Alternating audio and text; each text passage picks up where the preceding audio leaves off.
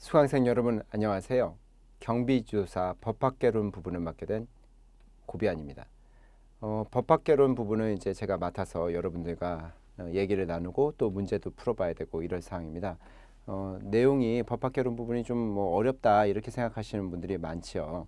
그렇지만 60점 이상만 맞추시면 충분하고, 그렇죠? 두 개를 이제 합해서 받으면 되는 거기 때문에 민간경비론과 너무 부담을 느끼지 마시고요. 가급적 제가 말씀드리는 한에서만 공부를 하시면 충분해요. 그 이상을 너무 공부하시려고 애를 쓰시면 다른 거 공부하시기 힘드니까.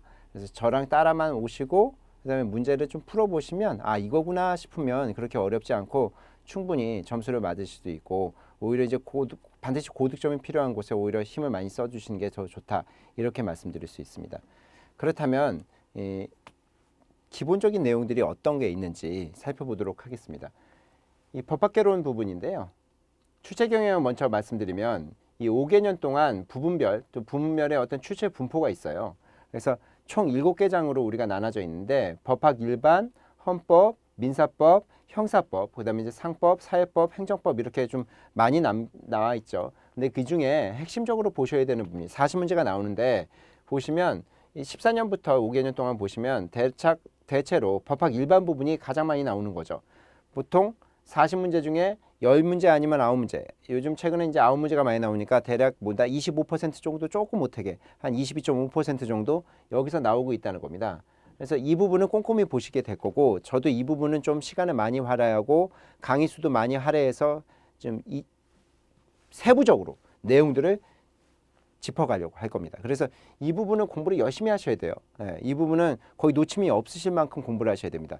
왜냐하면 뒤에 부분에 있는 민사법 이런 데 굉장히 좀 어렵거든요. 이해하시기도 힘들고. 그래서 형사법도 형사소송법 부분이 또 생각보다 어려울 수도 있어요. 그래서 이런 부분에서 점수를 따려고 애를 쓰지 마시고, 이 법학 일반 같은 거는 공부를 하시고 나면은 쉽게 점수를 딸 수 있는 곳이고 문항수도 많이 나오기 때문에 이 부분은 중점적으로 공부하시는 게 좋다라고 말씀드릴 수 있습니다. 그 다음에 보셔야 될 거는 이제 헌법 부분인데, 헌법 부분에 보시면 여기도 이제 최근에 5문제씩 나오고 있고, 근데 나오는 게 딱 정해져 있습니다. 그래서 크게 걱정 없이 공부를 하시면 이 부분도 맞출 수 있다라고 말씀드리겠습니다. 하지만 이제 민사법 부분은 굉장히 어렵습니다. 제 최대한 시간을 많이 할애해서 설명을 드릴 건데, 설명을 드려도 이해하시기가 쉽지 않고 좀 법 중에서는 좀 최고 난이도에 해당되는 곳이라 7문제 정도가 나오는데요. 이 부분은 모든 걸 다 이해하시려고 애를 쓰지 마시고요. 경비업법 부분이 좀 최근에 많이 나와요. 그래서 이 민사법 안에 있는 경비업법 부분을 좀 중점적으로 좀 보시는 게 차라리 낫다. 형사법 부분은 형법보다는 형사소송법 부분이 많이 나옵니다. 그래서 형법 부분에 내용이 굉장히 많은데 거기를 힘써서 공부하실 게 아니라 형사소송법 부분을 좀 중점적으로 공부하시는 게 점수 획득에 좋다라고 말씀드릴 수 있고, 상법, 사회법, 행정법은 이 상법 같은 것도 내용이 좀 어렵거든요. 이게 사실상 민법의 확장판이라 네 문제가 나오는데 이게 보험법 부분이 정확히 나와요. 그래서 보험법 부분을 주식회사 같은 거 외우시면 참 좋은데 너무 어려우면 그거 외우지 마시고 이 보험법 부분을 좀 중점적으로 2문제 꼭 맞춰가는 형태로 가시면 되고, 사회법은 4개 다 맞추실 수 있습니다. 사회법은 어렵지가 않습니다. 근로기준법이나 노동관계법도 나오지만 그 부분도 그냥 나오는 부분이 나오기 때문에 큰 문제가 없고, 특히 사회보장과 복지법 부분은 반드시 2문제 맞추셔야 돼요. 행정법이 좀 많이 어렵거든요.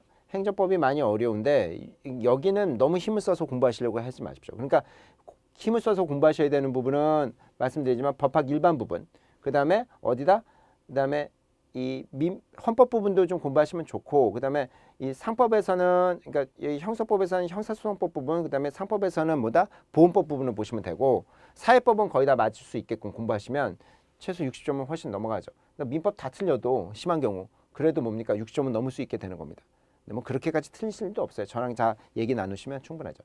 조금 더 세부적으로 말씀드리면, 이건 이제 2018년에 기출이 어디서 나왔느냐, 그래서 법학 일반 부분은 세부적으로 다 보셔야 됩니다. 여기만 보시면 안 되는데 어떤 게 많이 나오냐면 법과 도덕이 또는 법과 관습의 구별, 이런 것들이 많이 나오고, 법의 효력이라는 건 법의 계층도를 제가 말씀드릴 거예요. 법의 체계도 이거가 잘 나오니까 보셔야 되고, 이게 어디랑 연결이 되냐면 법원이라는 게 판사 있는 그 법원이 아니라 법의 근원이 나오는데, 성문법주의와 불문법주의에서 이런 것들 내용을 좀 구체적으로 잘 아셔야 됩니다. 그 다음에 일반법이냐 특별법이냐 아니면 절차법이냐 아니면 실차법이냐, 이런 분류들이 나와요. 사법이냐 공법이냐 이런 것도 이제 익히게 되실 거고, 이 사실의 확정 부분은 정말 공부를 열심히 하셔야 됩니다. 추정과 간주라는 개념은 열심히 공부하셔야 될 것이고, 권리와 의무 부분이 참 어려운데요. 이 부분은 민법이랑 연결이 돼 있어서 같이 연관시켜서 공부하시는 게 좋다라고 말씀드릴 수 있습니다. 최대한 열심히 설명드리도록 노력할 겁니다. 여러분도 이 부분은 열심히 공부하셔야 됩니다.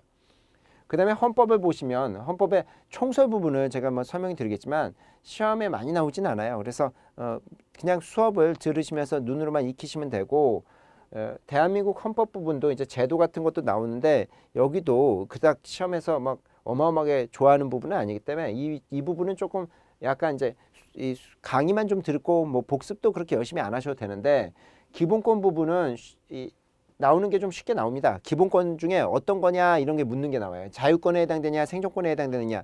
그래서 자유권과 생존권 부분을 좀 열심히 공부하셔야 되는 부분이 있고, 통치구조 같으면 이 국회에 뭡니까 정족수라든지 아니면 국회의 어떤 특권, 국회의원의 특권 이런 게 많이 나오고, 대통령의 특권이나 아니면 뭡니까 대통령에 있어서 국무회의나 국무총리에 대한 얘기가 나오고, 헌법재판소하고 법원 이거에 대한 임기나 특히 헌법재판소의 어떤 관장사항, 위헌법률심사나 아니면 뭡니까 탄핵 이런 것들을 열심히 공부하셔야 될 필요성이 있습니다.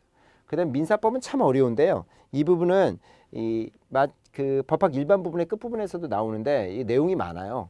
그래서 최대한 열심히 설명드릴 텐데 이 부분은 너무 열심히 공부하시려고 하면 머리가 너무 아픕니다. 그래서 이 어디를 좀 중심으로 보시냐면 경비업법과 관련된 부분이 있어요. 경비 계약하고 관련된 요거를 좀 중점적으로 공부하시는 게 차라리 득점하는 데는 좋습니다. 그래서 이걸 보시고, 민사소송법은 여태까지 거의 안 나오기 때문에 그냥 뭐 책에 있는 거 살짝 들춰보시는 거 정도로 수준으로 보시면 될 것 같아요. 그다음에 형사법에서는 형법 부분이 내용이 많은데 이 부분이 시험에 그닥 나오지 않아서 범죄의 종류 정도만 체크해 놓으시고, 그다음에 형사소송법을 열심히 공부하셔야 돼요. 형소법을. 형소법에서 사실상 문제가 다 나오는 거라서 형사소송법을 열심히 공부하시는 게 중요하고, 제가 또 도움 드리도록 노력하겠습니다. 상법 부분에서는 상법 이 회사법 부분이나 상법 일반 내용이 정말 어렵거든요. 그래서 이거를 막 열심히 공부하시려고 하면 또 머리가 아파요. 그래서 어디를 중심으로 공부하시냐면 이 보험법은 틀리지 않는다. 정말 내용도 별게 없는데 시험에 꼭 2문제씩 나오기 때문에 이 보험법 부분을 열심히 공부하시는 게 핵심적 사항이 될 것이다 라는 말씀 드립니다. 정말 쉬운데요. 꼭 득점하셔야 되는 부분이죠. 사회법 부분은 이건 다 맞추셔야 돼요. 사회법 부분에서는 사회보장기본법이나 사회복지법 이쪽은 정말 놓침없이 맞추셔야 되고, 정말 쉽고 외우는 정도의 수준인데 미해도 필요가 없습니다. 그래서 이거는 100% 맞추셔야 되는 부분이고, 근로기준법이나 아니면 뭐 국민연금법 이런 것들 나오는데 이게 이미 좀 알고 계신 내용들도 있고, 노동관계법 이런 것들, 그래서 그런 거는 쭉 보시면 득점하시기에 매우 좋은 부분이니까 여길 놓치시면 안 돼요. 여길 놓치시면 절대 안 됩니다. 행정법은 좀 많이 어렵습니다. 마지막으로 보셔야 되는 부분인데 이게 민법하고도 연관성이 높고 그래서 굉장히 어려워요. 근데 여기를 너무 꼼꼼하게 공부하시려고 하다 보면 공부에 의욕이 떨어집니다. 이때쯤 오시면 또 힘도 많이 빠지시거든요. 그래서 저랑 공부하는 수준, 제가 찍어드리는 수준 이것만 좀 익혀두시면 충분할 것 같다. 근데 행정행위 정도만 열심히 공부하시면 충분하게 커버가 될 수 있겠다 이런 말씀을 드립니다. 개략적으로 말씀을 드렸는데요. 실제 이제 저랑 기본 강의를 듣고 문제를 풀어보시면 큰 문제가 없어요. 그래서 제 수업 중심으로 보시고 막 특출나게 또 뭐 막 공부하시려고 하지 마시고, 꼭 공부하시고 꼼꼼히 보셔야 되는 부분을 제가 말씀을 드릴 거니까 그 부분만 열심히 보시고, 그렇지 않은 부분은 너무 머리 아프게 공부하지 마시고 다른 공부도 하셔야 되니까 수업을 충분히 따라오시면 최소 못해도 전부 다 합격하실 수 있다. 1차는 그렇게 말씀드릴 수 있습니다. 그러면 실제 강의에서 만나 뵙도록 하고 또 어려움이 좀 있으면 같이 풀어나가는 기회가 되겠습니다.